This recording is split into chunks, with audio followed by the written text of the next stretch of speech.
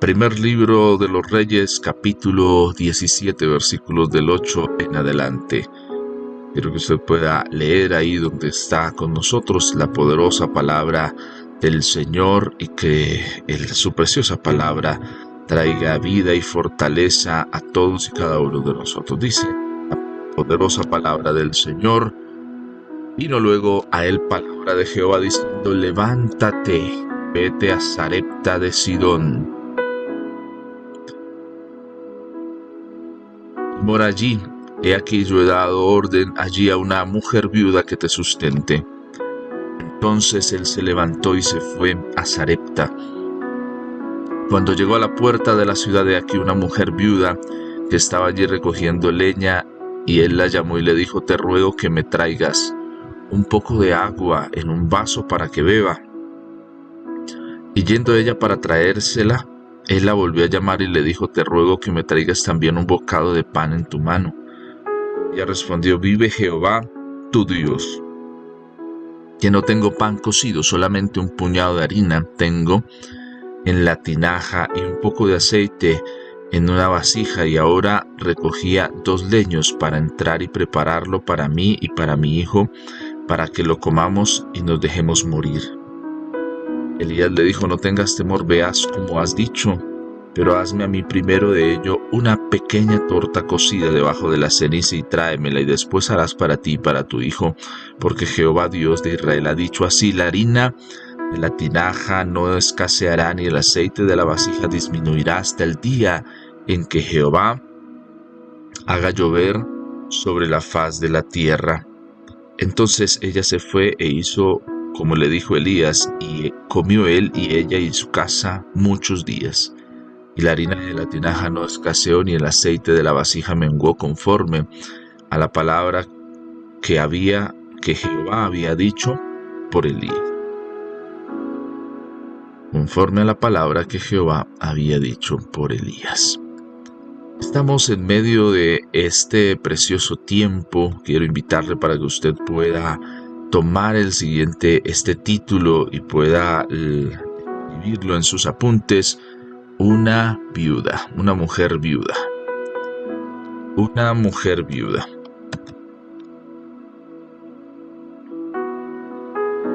Cuando hablamos de los personajes que se suman a esta historia, hay algo interesante que pasa en esta historia y que vale la pena siempre prestar atención también a esos detalles. La escritura presenta a una mujer que tiene una condición, y muchas veces uno pensaría por qué el Señor a lo largo de ciertos momentos de su historia siempre, aunque hay un pensamiento en algunas personas que la Biblia es muy machista, se tiende a pensar que la historia de la mujer siempre ha quedado o queda relegada, pero es un pensamiento que viene más que de Dios, viene desde el mundo. Sí, el mundo con sus tendencias que, que busca la guerra de los géneros, del masculino y del femenino, unos contra otros, y no se entiende que venimos, y lo que ha ocasionado esa guerra pues tiene un fruto en el pecado del hombre, porque ahí es cuando el Señor habla de las consecuencias de lo que Adán y Eva han hecho, que afectan esa relación entre hombres y mujeres. Y vemos siempre, no solo en el Nuevo Testamento, sino desde el Antiguo Testamento, cómo Dios ha prestado un especial cuidado para con las mujeres. Vemos a muchas mujeres que a lo largo del desarrollo de la historia bíblica han estado, y el Señor en su plan precioso las ha guardado, ha provisto bendición para sus vidas, no las ha dejado abandonadas. Vemos la historia de Lea, la mujer de Jacob, la primera mujer, que ha sido despreciada, que ha sido como de segunda mano, pero es la mujer de ella. Jacob ama es a Raquel, no a Lea. Ha trabajado 14 años por Lea, y de Lea no tenemos a José en la historia bíblica, pero los hijos más importantes de Jacob, si lo miramos desde la perspectiva de la herencia que ellos dejan a través de sus tribus, vienen es de Lea.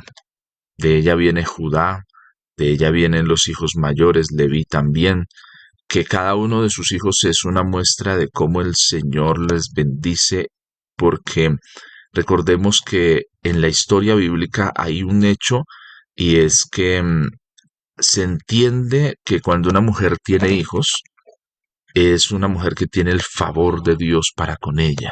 Vemos también a la mamá de Samuel, eh, que ha sufrido por no tener hijos, y el Señor también responde y quita su afrenta.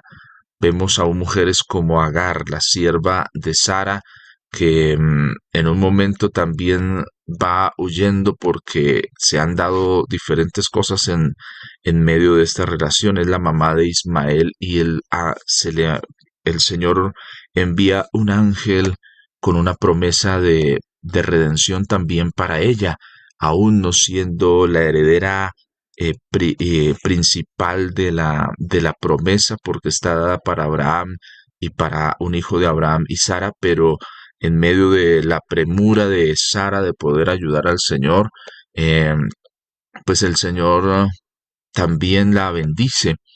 Y así, y en esta historia que vemos en el primer libro de los Reyes, capítulo 17, también vemos a una mujer como protagonista, una mujer que tiene diferentes aspectos.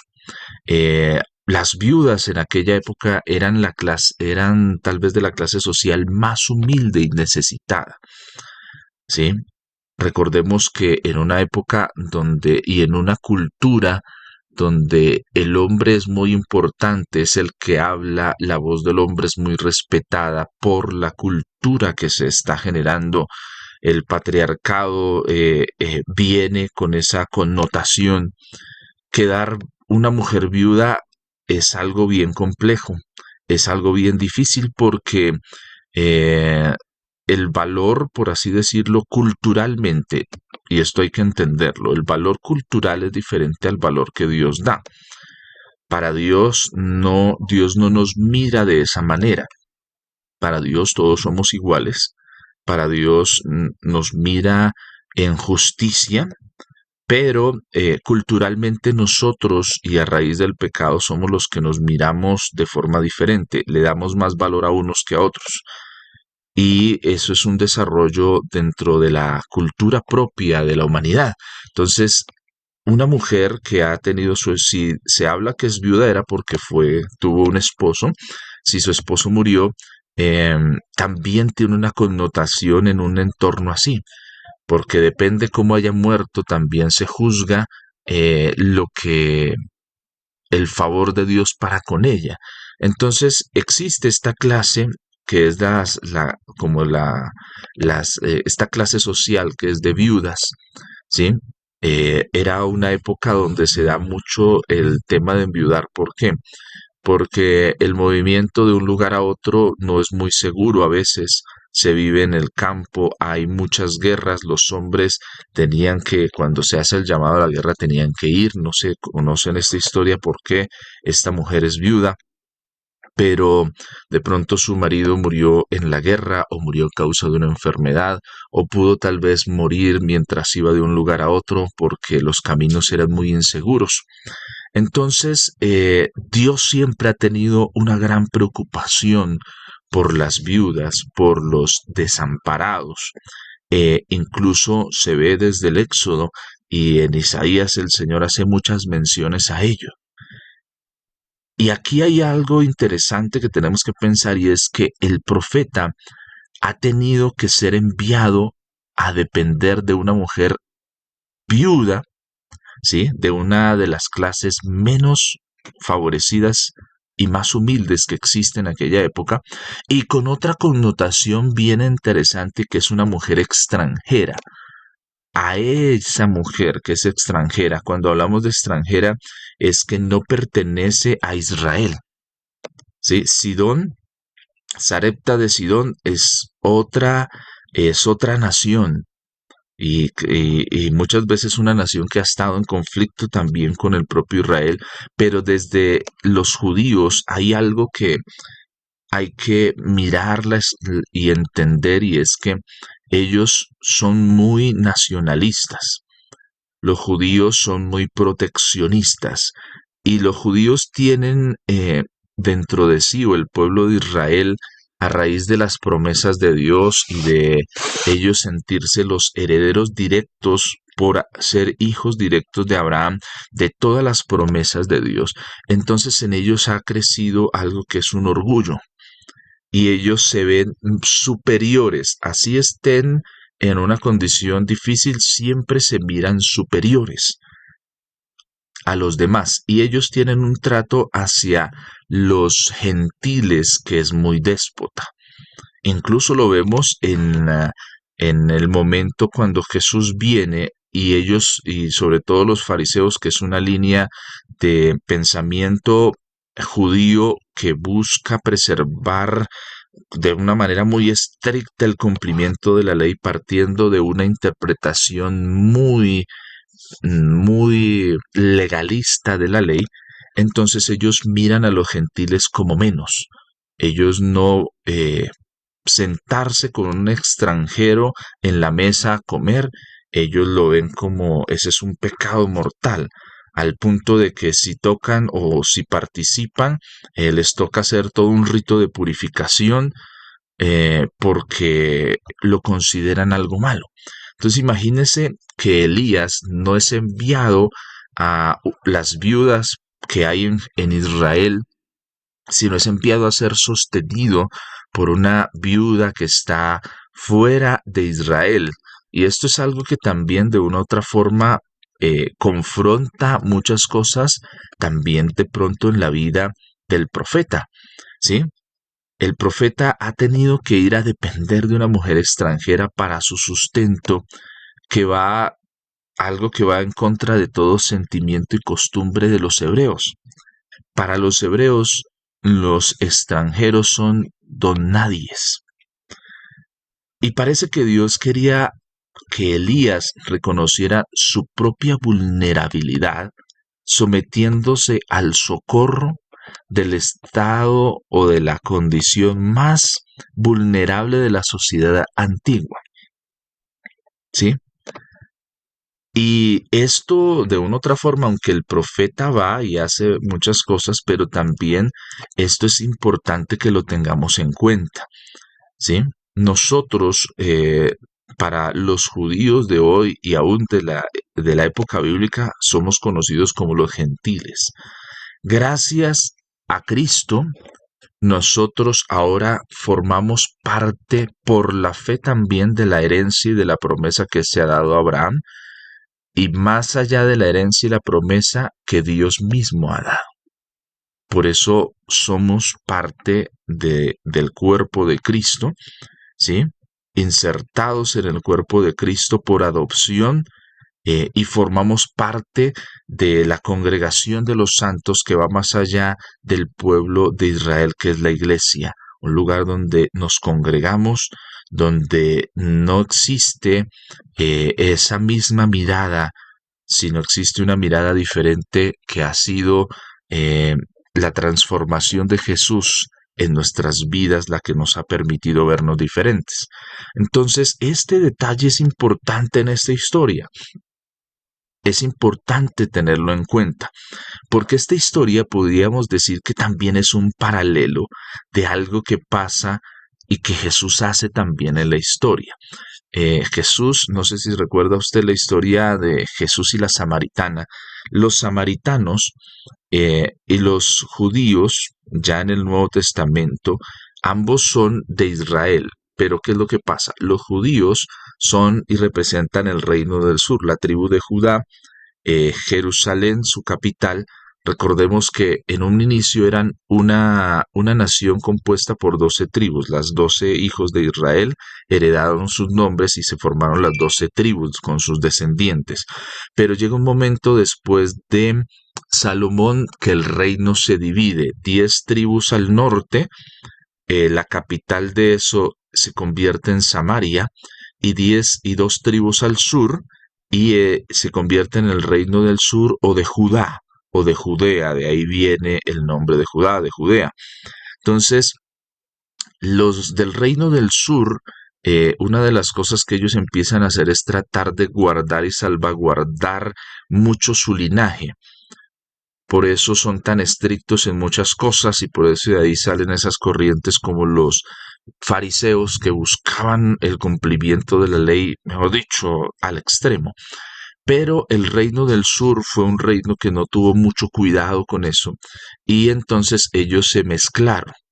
Entonces, cuando Jesús va a hablar con la mujer samaritana que va al pozo, si notamos en esa historia hay una tensión de pelea, que ella inclusive le reclama: es que ustedes como judíos no se juntan con nosotros porque nos miran a nosotros como, mejor dicho, si fuéramos algo inmundo.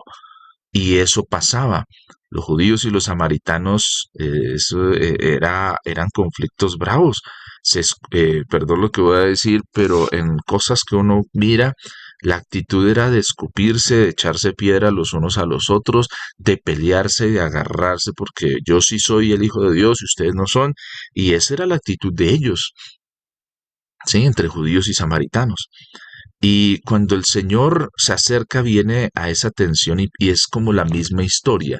Tanto Elías como Jesús van eh, a hacer una obra con ellos para traer una transformación y que entendamos el plan de Dios. Jesús y Elías, ¿sí? Hacen algo que es similar. Ambos le piden primero agua a estas mujeres. La samaritana, una condición diferente a la mujer viuda. Ella viuda, ella una condición difícil por su historia y su trasfondo, porque tenía una vida un poco marcada por tener muchos maridos. La mujer a la que envía el Señor a Elías es una mujer viuda que solo tiene a su hijo y tiene muy pocas esperanzas. Y aquí vemos algo que ha pasado, y es que la sequía no solo está castigando la tierra de Israel, sino parece que la sequía también está afectando todas las naciones que son circundantes a Israel. Esta mujer viuda también se está viendo impactada por esto que está pasando, ¿sí?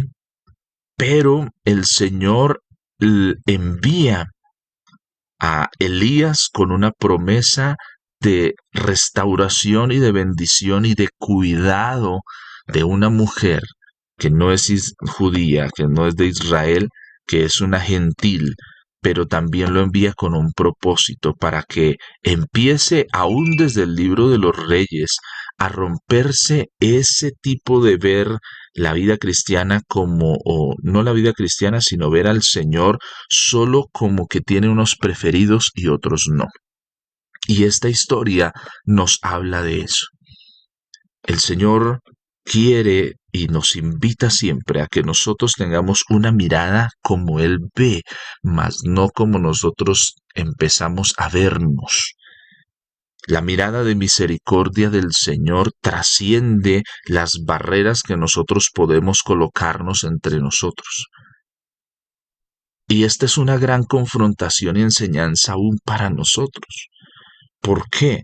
Porque muchas veces nosotros entendemos, y a veces también nos empieza a entrar como ese orgullo: es que yo soy hijo de Dios y entonces a mí me tiene que ir, y a mí, y yo tengo que tener, y sí, el Señor nos va a respaldar, nos respalda, pero no podemos permitir en nosotros que crezca ese menosprecio hacia los que no tienen y no han tenido la oportunidad de conocer al Señor.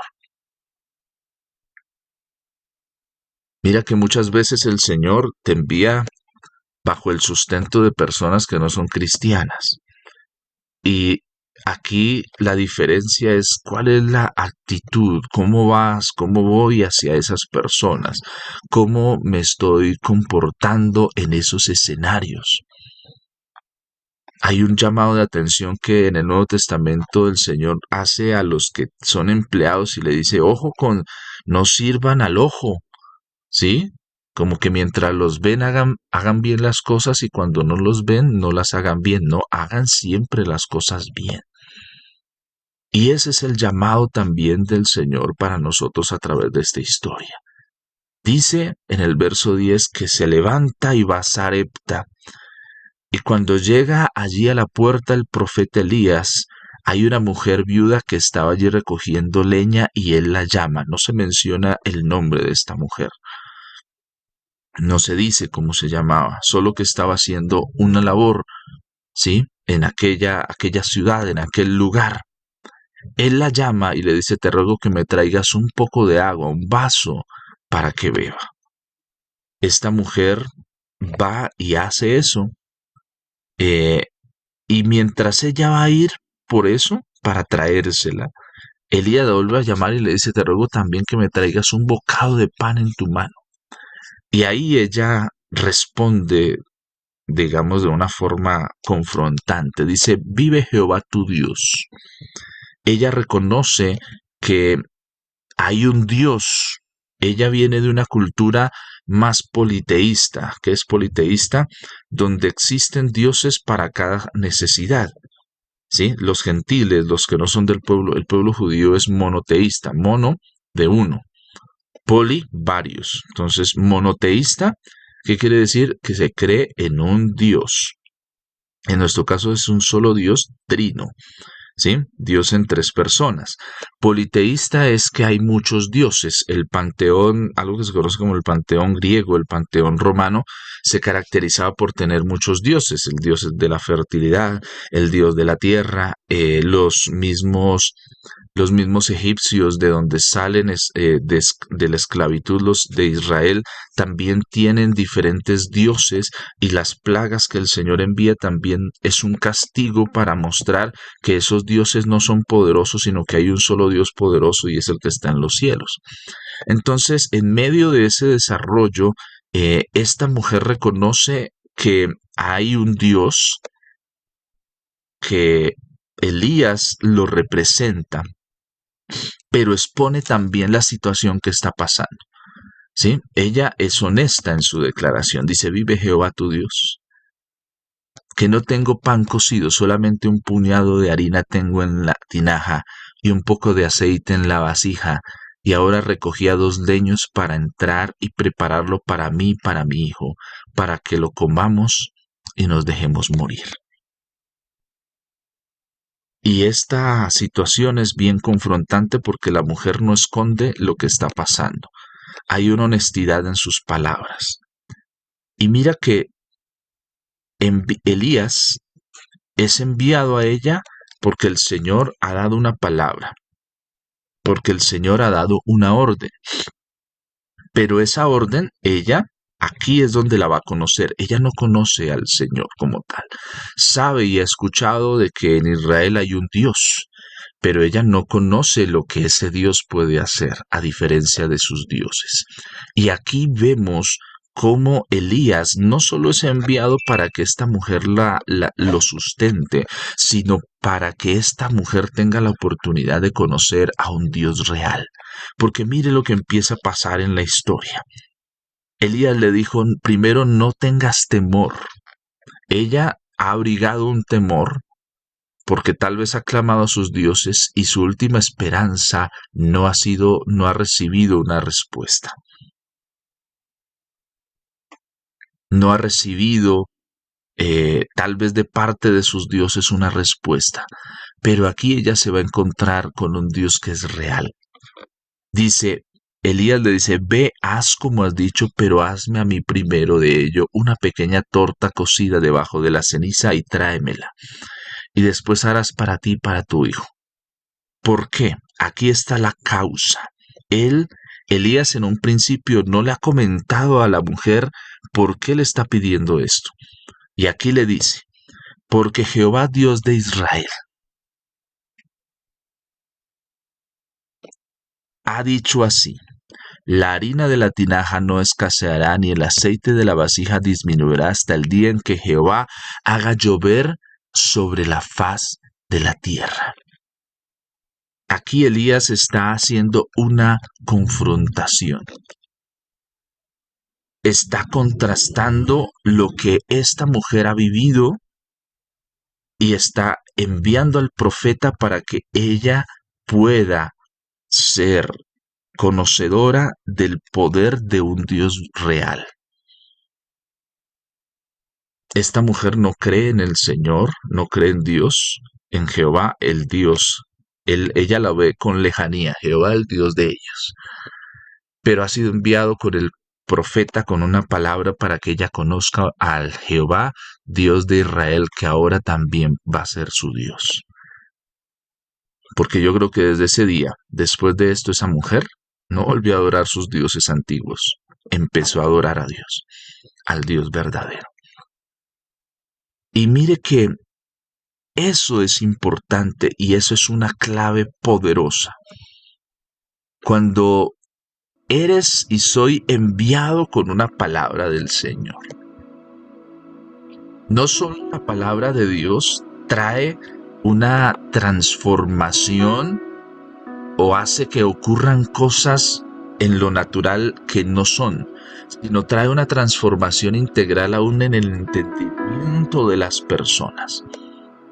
Por eso cuando Dios te da y me da a mí una palabra, esa palabra empieza a transformar no solo mi vida, porque la vida de Elías ha sido transformada por esta palabra. Tengo que ir a ser sustentado por una mujer extranjera.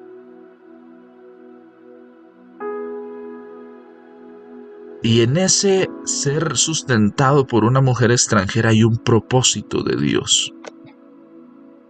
Y el propósito es que este hijo de esta mujer no muera, que ella no muera y que ella conozca al Dios real y verdadero. La palabra que Dios ha traído a tu vida es en el mismo sentido. No es para que mueras.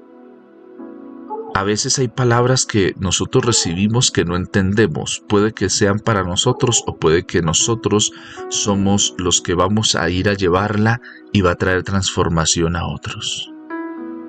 La necesidad de Elías de ser alimentado y sustentado por el Señor, porque ha dado una palabra, no ha vuelto a llover en la tierra.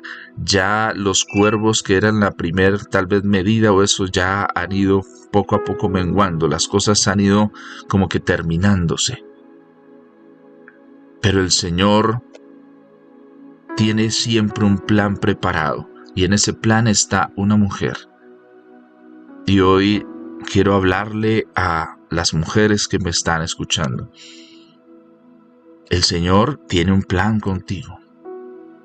Un plan que va a trascender aún el entendimiento propio, porque no es que no se pueda entender, sino que hay que abrirse al espacio. Hay que abrirse a posibilidades nuevas y diferentes que Dios trae. Tal vez usted está en esa misma condición, tal vez pertenece a la clase menos favorecida. Tal vez usted está clasificada en una condición que no es la más favorable. Pero sabes, tienes esperanza. Porque el Dios en el que creemos no simplemente es el Dios aparentemente de los grandes, de los mejores, no, también es el Dios de los rechazados, de los desfavorecidos. Y su palabra, si ha sido enviada de su parte, va a transformar tu vida, el entorno donde tú estás. Y van a ocurrir cosas grandes y poderosas. Yo te invito a que creas que tu oración tendrá respuesta, pero si no ha llegado la respuesta, no dejes de orar. Tal vez lo último que falta para gastarse es un puñado de harina y un poquito de aceite en tu mesa. Pero el Señor enviará su palabra, abrirá una puerta y te va a sostener, te va a sustentar. Hombre, también te hablo a ti, vas a ser sustentado por el Señor. Pero no desesperes, no desconfíes. No permitas que vengan a ti como vino esta mujer pensamientos suicidas, pensamientos de desilusión. Hoy levantémonos y volvamos a creer. Hemos caminado tal vez por la depresión, hemos caminado tal vez por la soledad, por el abandono. Tal vez cuando caminas por las calles ha venido a ti un ataque de bótesele a un carro. Tal vez cuando caminas por ciertos lugares ha venido ese pensamiento a ti, por los puentes. Pero no lo has hecho, porque aún en lo profundo conservas una preciosa esperanza que se ha transformado en fe, de que Dios cambiará, que en medio de la sequedad, en medio del desierto, Él seguirá siendo fiel a su promesa y la cumplirá. El Señor no nos mira en clases sociales, no te mira que tú vales o que yo valgo más, no, nos mira iguales, eres valioso, eres valiosa para el Señor. No te denigres, deja de mirarte mal, de mirarte en una condición de menosprecio hacia ti mismo o hacia ti misma. Tampoco te mires más que los demás. Si Dios te ha dado una respuesta, si Dios ha tenido en su plan y en su favor honrar la petición que has puesto delante de Él, sí, celebra, da victoria al Señor, pero también ayuda a otros y sigue orando para que otros también tengan la respuesta. Y tú, consérvate, y yo debo conservarme en humildad. No debo permitir que entre en mí el orgullo. No debo permitir que entre en mí cosas que están minando y dañando el propósito de Dios. Aquí vemos un profeta que es enviado a un gentil y él no dice, pero ¿cómo voy a hacer eso? Yo no voy a ir por allá. No, Elías obedece. Elías es obediente. Va. Tal vez el Señor te está enviando a tu vecino y te cae gordo y te cae mal. Tal vez el Señor te está enviando con una persona que tú dices, ay, pero es mejor que no se convierta, que ojalá se... No eres tú ni soy yo quien define quién es salvo o quién no. La gracia del Señor cubrirá las vidas de las personas. Pero si estás siendo enviado con provisión de lo alto a otros, no hagas caso omiso, ve. No tengas temor. Elías le dice a la mujer, no tengas temor. Pero también nos dice a nosotros, no tengas temor. A veces hemos abrigado el temor y nos impide actuar en libertad. Pero hoy creemos que Dios nos ayuda en todas las cosas y nos saca en bendición. Gracias por lo que el Señor está haciendo en nuestras vidas y en nuestros corazones. Gracias por lo que Dios está trayendo a todos y cada uno de nosotros. Creemos que Dios nos levanta y nos fortalece en medio de este tiempo. Padre, yo oro para que tú quites, Señor, el temor que a veces viene a nosotros, aun que nos impide compartir la fe. Señor, quita de nosotros aquello que a veces no nos permite ver que tu gracia también no solo es para nosotros, sino es un río que puede tocar a muchos. Perdónanos, Señor, si muchas veces no hemos visto con gracia, con favor a otros. Si a veces nos creemos más que otros. Señor, permítenos mantenernos siempre humildes, siempre entendiendo de dónde nos has sacado. que no somos más que otros ni menos que otros, sino somos hijos, con los mismos derechos y los mismos deberes. Que tú no tienes preferidos, que no prefieres a alguien porque le des la respuesta antes de dármela a mí. Señor, que hoy se ha roto ese paradigma, esa forma de pensar. Señor, perdónanos si a veces nos sentimos cristianos de segunda, de tercera, de cuarta, de quinta. No, tú no tienes eso, tú nos miras como hijos. No tienes de primera, ni de segunda, ni consentidos, ni... No, somos hijos tuyos.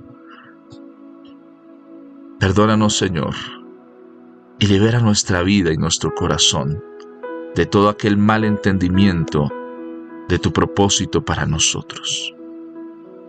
Señor, perdónanos porque a veces aún en nuestras palabras tal vez ha estado el pensar que tú eres machista, que estás a veces en contra de la mujer.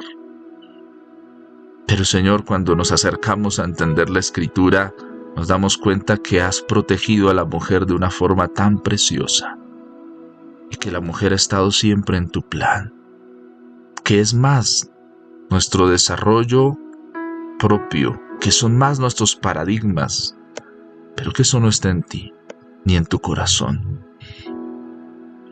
Señor, hoy oro para que cualquier pensamiento de esclavitud en este sentido, de lucha de géneros que se da, que los hombres son más, que las mujeres son más, que esto, lo uno y lo otro, que tal vez está afectando nuestra fe, se ha quitado y se ha roto. Que podamos juntos, como tu iglesia, dar honor a ti, dar gloria a tu nombre. Señor, gracias. Perdónanos si muchas veces como hombres, aún siendo hijos de Dios, aún siendo cristianos, hemos menospreciado a nuestra esposa, a nuestras hijas. Perdónanos, Señor. Ayúdanos a tomar los correctivos correspondientes. Ayúdanos, Señor, a mirar como tú miras y no menospreciar a unos y a otros, sino vernos a todos reconciliados y llamados a la gracia que nos has dado en tu favor y tu misericordia. En el nombre de Jesús. Amén y amén.